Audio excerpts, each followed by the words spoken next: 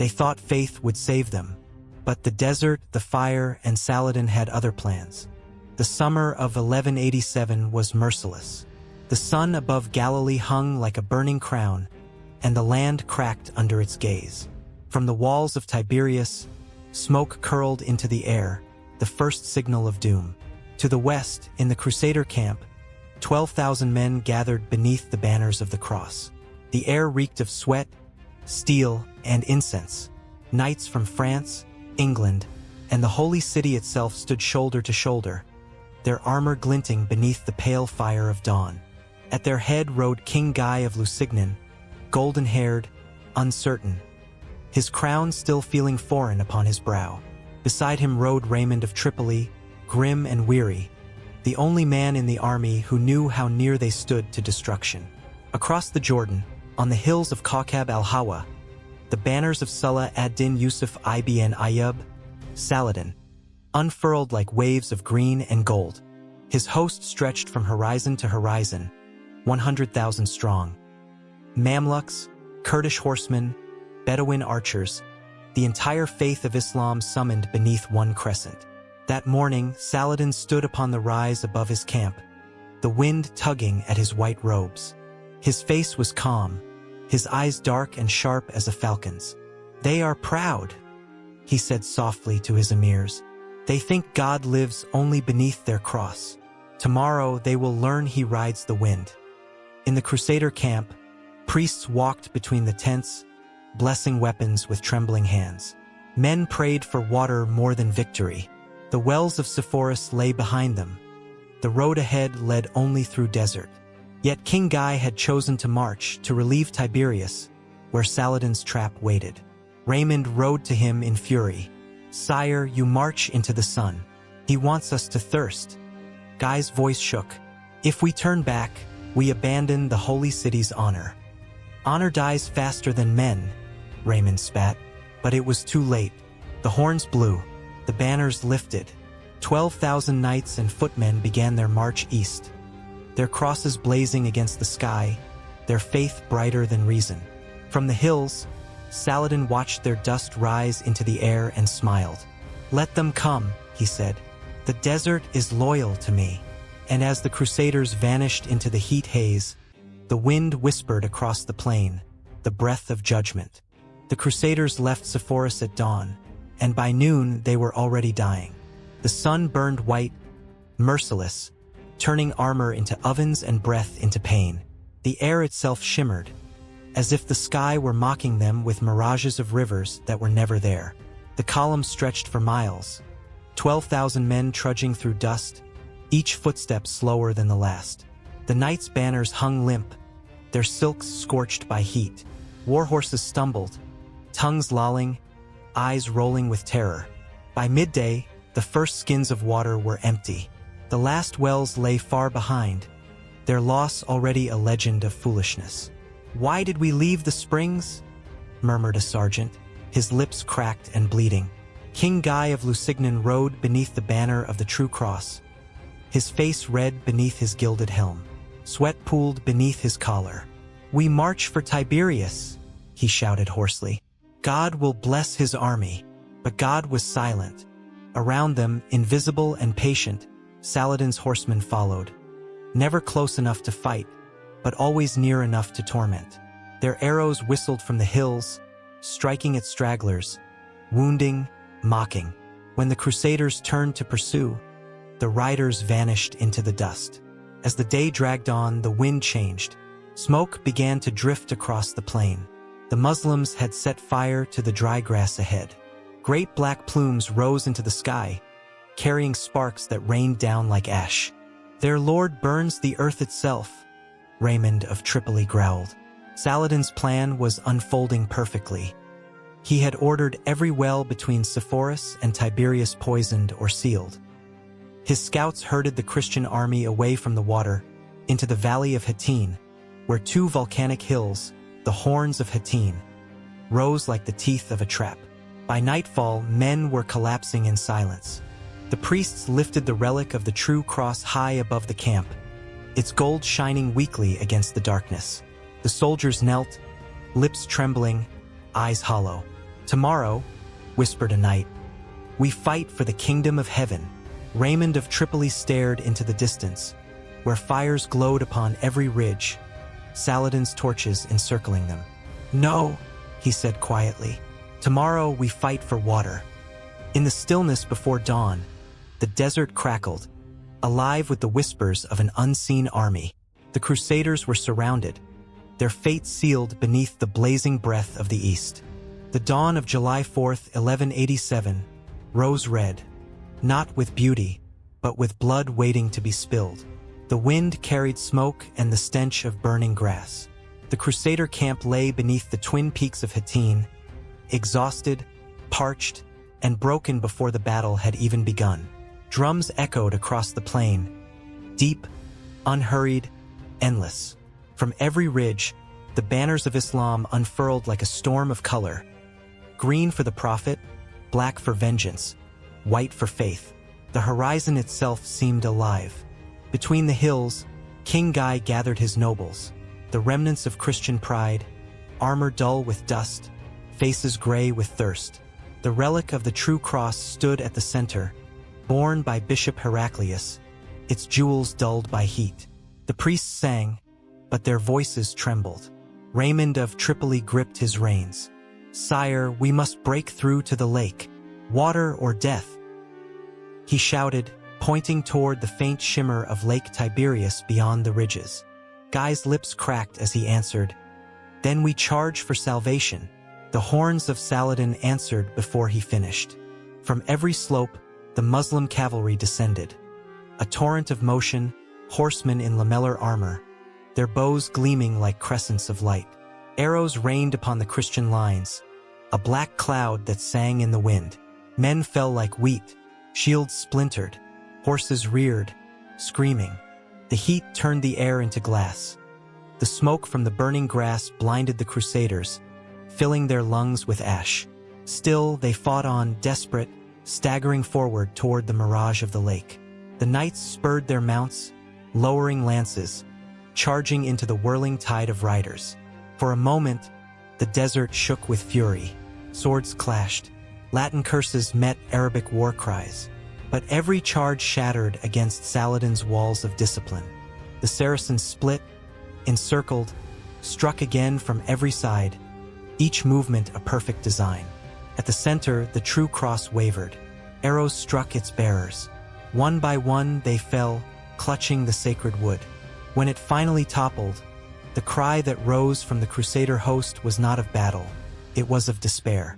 "Christ, save us!" someone screamed. But even Christ seemed far from Hattin. On a nearby ridge, Saladin watched the battle unfold, his hands clasped behind his back. "They fight with courage," he said softly. "But courage cannot drink sand." He turned to his emirs. "Close the circle." The horns blew again, long, mournful, final. By noon, the field was a furnace. Thousands of Christian soldiers lay dying beneath the burning sun, the black smoke swirling above them like the breath of judgment. And as the king of Jerusalem looked upon the ruin of his army, he understood the desert had chosen its God. The midday sun stood merciless above Hattin, turning dust into fire. By now, the Crusader army was no longer an army. It was a ring of dying men clinging to faith more than life. The banners of Jerusalem, once bright as heaven, now lay torn and trampled in the ash. The field reeked of sweat, blood, and burning flesh. The dry grass blazed all around them, set alight by Saladin's archers. Smoke rolled low across the ground, choking breath, blinding eyes. Every gust of wind carried the hiss of arrows, never-ending, precise, inevitable. King Guy of Lusignan stood at the center with the remnant of his knights, around the relic of the true cross. His armor glowed red from heat. His lips bled where thirst had cracked them. "Hold!" he rasped, voice nearly gone. "Hold for the cross!" But the cross no longer saved. The Muslim cavalry swept in waves, striking, retreating, surrounding. Every charge by the Crusaders ended in slaughter. The Saracen drums thundered like the heartbeat of the earth. Reynald of Chatillon, mad with rage, broke formation and spurred forward with a handful of men. "God wills it," he screamed. They were swallowed whole by Saladin's guard. None returned. By early afternoon, the last of the infantry broke. Shields dropped. Men fell to their knees, coughing smoke. Some tried to crawl toward the shimmering mirage of Lake Tiberias. None reached it. Atop the hill, the banner of the Crescent rose higher. The Muslim horns sounded again. A long, rolling cry of victory. Saladin rode forward, surrounded by his Mamluks, his white horse unstained by dust. The Crusaders' final circle wavered before him. "Enough," he said quietly. His men ceased firing. The smoke thinned, revealing the ruined thousands of corpses, a handful of trembling survivors. In the silence that followed, King Guy dropped his sword. It struck the earth with a dull, final sound. The relic of the true cross lay beside him, blackened and splintered. A Saracen soldier lifted it, presenting it to Saladin. The Sultan regarded it calmly, then nodded. "Let it be taken to Damascus," he said. "The cross that burned for arrogance will rest beneath heaven's mercy." Guy was brought before him, bound, dust-streaked, his eyes hollow. Saladin looked down from his saddle. "Thirst is a cruel master," he said gently, offering a cup of cool water. Guy hesitated, then drank, shaking. Behind him, Reynald of Chatillon was dragged forward, bloodied and defiant. Saladin turned to him. "You broke your oath. You murdered pilgrims beneath my flag of truce. There is no covenant for wolves." He drew his curved blade and struck once. The body fell silently. Guy flinched. Saladin's gaze softened. "A king is not a butcher," he said, "but a butcher sometimes wears a crown." When the sun set that evening, the battlefield of Hattin glowed with embers, a sea of armor reflecting the dying light. The Crusader army was gone. The kingdom of Jerusalem had no army left to defend it. And as the muezzin's call rose from the hills, echoing over the valley of ashes, Saladin bowed his head to the wind and whispered, "Jerusalem will weep no more beneath foreign gods." The night after Hattin was heavy with the scent of death and smoke. Across the blackened plain, the wind sighed through heaps of armor and banners that no longer belonged to any kingdom. Fires burned low, casting trembling light upon the faces of the captured. Thousands of knights and foot soldiers herded together, their weapons heaped in glittering piles before the conqueror's camp. In the center of it all stood Saladin's pavilion, vast and luminous with silk and torchlight. The banner of the Crescent fluttered gently above it, shimmering gold against the dark. Inside, the air was cool and still. Cushions of brocade lined the floor. Incense of myrrh and sandalwood filled the tent with calm, an island of order amid ruin. There, seated upon a low throne, Salah ad-Din Yusuf ibn Ayyub waited. His armor was clean, his face serene. To his right stood his son Al-Afdal, silent as shadow. Into this quiet entered King Guy of Lusignan, barefoot, pale, his wrists bound with silk cords. Behind him came what remained of his nobility. Bishops, Templars, and the proud who had become prisoners. Saladin rose and bowed slightly. "Be seated, King of Jerusalem," he said softly. "For tonight, both of us serve the same master, destiny." Guy sank to his knees instead. "My people are dead," he whispered. "My city stands undefended. You have one sultan. If there is mercy in your heart." Saladin interrupted gently. "Mercy? Mercy belongs to God, but I may borrow it for a time." He gestured, and an attendant brought a golden cup. Cool water, clear as glass, shimmered within. Saladin handed it to Guy.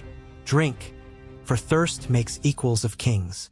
Guy hesitated, then drank deeply. His eyes filled with tears. But when Saladin turned to Reynald of Chatillon, bound and bloodied beside him, the air changed. "As for you," the Sultan said quietly, "you broke every oath written by men and heaven alike. You slaughtered pilgrims under truce. Did you think God forgets?" Reynald spat blood at his feet. "Your God is not mine." Saladin's face hardened, not with fury, but with finality. He drew his curved sword. Then you will meet him yourself. One clean stroke, silence. The body crumpled, the head rolled. Guy flinched but said nothing. Saladin wiped the blade, his voice calm once more. Fear not, king. You are not Reynald. You fought as a man should. Your life is yours, for now. He turned away. Take him to Damascus. Treat him as a guest until he remembers humility. As the captives were led out, Guy glanced back at the Sultan. A conqueror radiant beneath the lamplight, unmoved by triumph. Outside, the muezzin called the dawn prayer. The desert was silent, the wind cool at last. Saladin closed his eyes and whispered a verse. The sword is sharp, but mercy is sharper.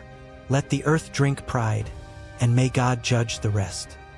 When the sun rose over the blackened fields of Hattin, there was no army left to oppose Saladin. The road to Jerusalem lay open, silent, scorched, and strewn with the armor of the fallen. He rode at the head of his host, calm amid the chant of 100,000 voices. The green banners of Islam rippled in the desert wind, and the drums beat like a slow, solemn heartbeat. Yet there was no celebration, only purpose.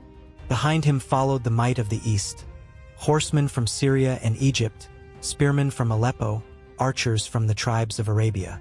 Before them stretched the Holy Land, glittering beneath the heat, the kingdom the Crusaders had forged in arrogance, now hollow and crumbling. As they passed the ruins of Tiberias, Saladin's horse slowed. He looked upon the charred remains of the Christian camp, broken crosses, shattered shields, the relics of men who had come to rule the East in the name of God. "Do not mock them," he said to his captains. "They fought for what they believed. But belief without wisdom is a blade without hilt. It wounds the hand that holds it." They rode south through Galilee. Villages surrendered without battle. Some Christians came out barefoot, carrying icons and bread. To their astonishment, Saladin's men returned their homes and spared their lives. One priest fell to his knees. "Why do you not kill us?" he asked. Saladin dismounted and helped him rise. "Because I do not fight the innocent," he said. "I fight pride, and pride is already dead." By the time his army reached Acre, the coastal cities had shut their gates, trembling at the news of Hattin. Inside Jerusalem, the Latin patriarch led desperate prayers, while Queen Sibylla gathered the last remnants of the garrison. From every tower, sentinels could see the black dust rising from the south, the coming of the storm. One Templar watching from the walls muttered, "He moves like the tide. You cannot stop the sea." And indeed, the sea was coming. As Saladin's host camped beneath the olive groves outside Jerusalem, the Sultan gazed upon the city's golden dome glowing in the dusk. For a long time he said nothing.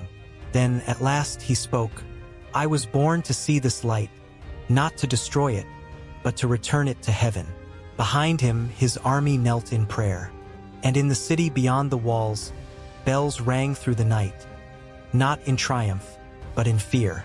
The world was holding its breath, waiting for the next sunrise, when the cross and the crescent would meet upon the hill of God.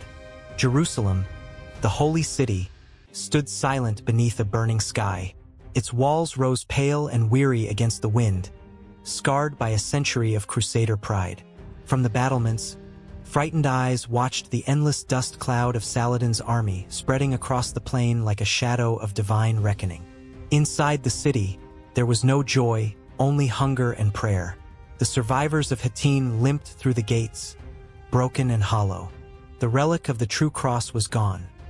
The great army that once marched under its light now lay buried beneath Galilee's sand. Queen Sibylla, pale beneath her veil, gathered her knights within the citadel. "If the city falls," she said softly, "then the kingdom of heaven dies with it." Beside her stood Balian of Ibelin, the last true noble left in arms, sun-browned, calm and weary. "Majesty," he answered, "the kingdom died at Hattin. What remains is its soul. Let us save that if we can." Beyond the walls, Saladin rode through the olive groves, gazing up at the city that glimmered like a dream in the dust. "Here," he said to his emirs, the prophets walked. "Blood should not stain this ground again." He sent envoys to the gate, bearing a message written in fine Arabic script and translated for the Christians within. Open your gates, and no harm shall come to you. Your churches shall stand. Your people shall live. But if you resist, none shall remain to pray. The defenders argued through the night. Some knights swore to die upon the walls. Others, their hands blistered from the siege engines, whispered that God had turned his face away. When dawn came, Saladin's catapults began their slow rhythm. Stones the size of oxen-shattered towers. The city shook. The people wept. For 4 days the bombardment raged. Arrows darkened the sky. Chants of Allahu Akbar rolled like thunder against the walls. Yet still Jerusalem stood. On the 5th day, Balian sent a messenger beneath a white flag. He rode to Saladin's tent, unarmed, his armor dented, his eyes clear. The Sultan rose to meet him, bowing slightly. "You have fought bravely," he said. "Why shed more blood?" Balian's voice was hoarse. "If you refuse mercy, we will destroy the city. Every church, every relic, every stone. We will deny you your victory." Saladin studied him for a long time, then nodded. "You would burn paradise rather than surrender it. I understand." He turned to his guards. "Tell the city this. Whoever lays down his arms shall live. The poor shall go free. The rich may ransom themselves. The holy places shall remain untouched." That night, as Jerusalem's bells tolled, the people fell to their knees. The gates opened at dawn, and as Saladin rode through the city, sunlight glinting from his blade, no blood was spilled. No screams echoed through the streets. Only the call to prayer rose above the towers, blending with the sigh of wind over stone. A song of conquest and mercy, both written by the same hand. On the morning of October 2nd, 1187, the gates of Jerusalem opened. The same gates through which the Crusaders had once ridden a century earlier, swords wet with the blood of tens of thousands, now opened in silence, not to slaughter, but to mercy. Saladin rode at the head of his army, his white stallion draped in silk embroidered with verses from the Quran. The people of the city, priests, merchants, widows, and orphans, watched from doorways and rooftops, bracing for vengeance. But none came. As the Sultan entered the city, he ordered the banners of Islam raised not with shouts, but with prayer. The muezzin's call echoed from the dome of the rock, carried on a wind that seemed to cleanse the air of centuries of hatred. He dismounted before the Al-Aqsa Mosque, once defiled as a Crusader palace. Removing his sandals, he stepped inside barefoot, bowing upon the marble floor. "Praise be to God," he whispered, "who returns his house without blood." Outside, his soldiers lined the streets, guarding rather than pillaging. The Christian inhabitants, tens of thousands of them, stood waiting to learn their fate. Many expected death or slavery. Instead, the Sultan's herald proclaimed, "Let no man be harmed who bows his head. Let those who cannot pay ransom be freed. Let the churches stand as they are." Gasps rippled through the crowd. Women wept. Old men crossed themselves, unable to believe what they heard.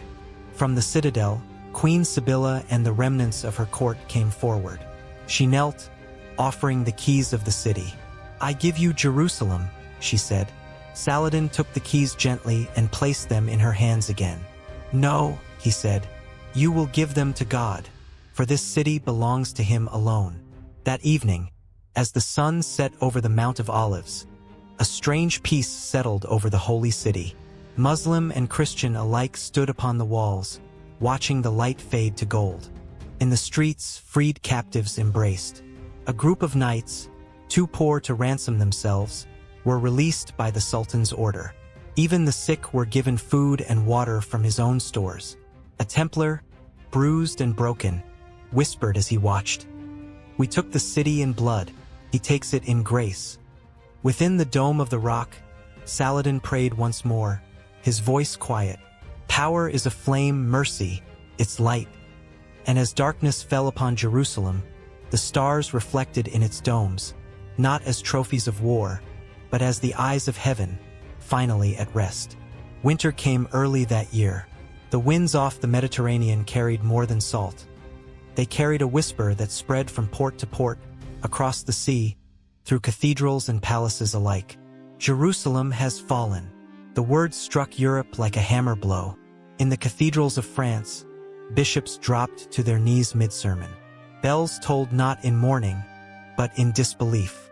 From Rome to Canterbury, the sound echoed, the long, hollow cry of a civilization wounded in its soul. In Paris, King Philip Augustus read the parchment in silence, his hand trembling. "The holy city," he whispered, "lost." In England, Richard of Aquitaine, soon to be Richard the Lionheart, clenched his fists upon the map of the Levant. "Then we ride," he said, "until the sea itself bows before the cross." But the rage of kings could not drown the sorrow of the faithful. In the streets, barefoot monks carried wooden crucifixes through the snow, beating their breasts and crying, "Deus vult, God wills it," as if will alone could rewrite the heavens. Rumors became myth within days. Some claimed Saladin had burned the city, others that he had slaughtered all Christians within its walls. Few believed the truth, that Jerusalem had been taken without massacre, that mercy had conquered where steel had failed. Pope Urban III received the news in Rome. The chroniclers wrote that he read the letter once, set it down, and whispered, "The world has ended." He died before sunrise. In cloisters and castles, the debates began anew. Was this punishment or prophecy? The fall of pride or the test of faith? The answers did not matter. The fire had been lit again, the fire of crusade. Messengers rode through Europe bearing papal decrees. Trumpets called for the faithful to take up the cross once more. Blacksmiths hammered iron for swords. Priests blessed them with trembling hands. Children sang hymns of vengeance. Old men spoke of Hattin as of hell itself. But in the east, Saladin stood upon the ramparts of Jerusalem, watching the stars over the quiet city. He knew what was coming. To his advisors, he said simply, "The West will return, not for God, but for pride. And we will meet them again beneath the same sun." And somewhere, across the sea, a young prince fastened a small wooden cross to his cloak, a promise written in blood and salt. The Third Crusade had begun, born not from faith but from loss. 5 years after Hattin, the sun rose once more over the plains of Acre, red, vast, and eternal. Beneath its light stood two men who had remade the world, Richard of England, the Lionheart, and Salah ad-Din Yusuf ibn Ayyub, the Lion of Islam. Between them lay the bones of tens of thousands, the price of vengeance, the cost of faith. For years, their armies had clashed across the Holy Land. From Acre to Arsuf, from Jaffa to Ascalon, their banners had met like fire and storm. Richard, fierce and unbending, struck like the sea, a tide of steel and courage. Saladin, patient and resolute, answered like the desert, endless, consuming, eternal. Yet neither could break the other. At dawn, the mists of the coast rolled low. The two armies faced one another across a quiet field, the Crusaders to the west, the Saracens to the east. No arrows flew, no horns sounded, only the whisper of wind through the tents. Then, without escort, Richard rode forward. His golden armor caught the sun. His sword, chipped and stained, gleamed faintly at his side. From the opposite ranks, Saladin advanced, robed in white, his eyes calm, his hand resting upon the hilt of his curved blade. They met between the lines, the cross and the crescent face to face. For a long moment, neither spoke. Then Richard said, "We have both burned too many prayers into the sand."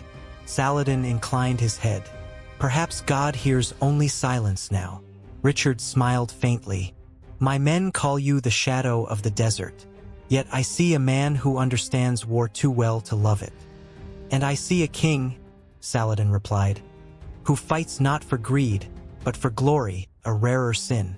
They stood there, two suns in the same sky, one born of the west, blazing and restless, the other of the east, steady and enduring. At last Saladin spoke. "You seek Jerusalem, cannot give it, but I will give peace." Richard nodded. "I came for a city of stone. I leave having found something worth more." He extended his hand. Saladin clasped it, the desert wind swirling around them. The truce of 1192 was signed soon after. The Christians would keep the coast. Jerusalem would remain under Muslim rule, open to pilgrims of all faiths. When Richard sailed home, the muezzin's call echoed over the quiet walls of the holy city. Saladin stood upon the ramparts, watching the ships fade into the horizon. His advisor spoke softly. "Do you trust him?" Saladin's eyes never left the sea. "I trust God, and I trust that we have both done enough to be forgiven." As the sun sank behind the hills, its twin rose upon another world, a world forever changed by the meeting of two lions beneath heaven's gaze. And in that balance between sword and mercy, pride and faith, the Crusades ended not in victory, but in understanding. For the desert keeps no monuments, only the echoes of men who learned too late that even the brightest suns must set together.